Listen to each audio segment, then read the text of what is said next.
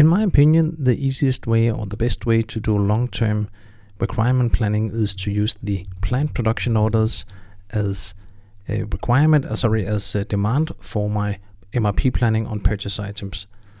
Just one issue that you need to be aware of, and it requires an app or something else if you want to run it normally. Let's take the example. Here we have the planned production orders, and you can see on the dates, many of them are in the autumn, late 2019, because it's long-term planned production orders.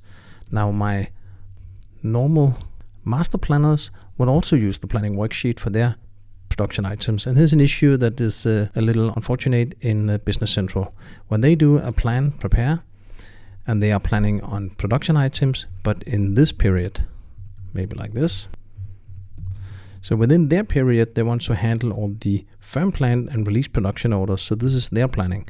So it's a shorter interval they're planning. The problem is that when you plan on an item per location, it will delete all the planned production orders out of the box in Business Central, also those outside the planning interval.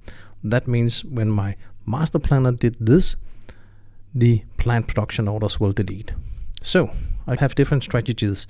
One will be that I agree with the master planners not to touch the planning worksheet until I've done my long-term planning, so they can continue. I think that's a bad strategy, of course, because you will have to force your planning and work in time blocks. The other strategy will be to make your forecast on a forecast location, another location, and then do the long-term requirement planning on another location. That will mean the planned production orders will not be deleted because the MRP planning is planning per location, per item. So you could filter in the planning worksheet on specific locations. And this way you just need to change the location on the production orders when they get to the master planning interval.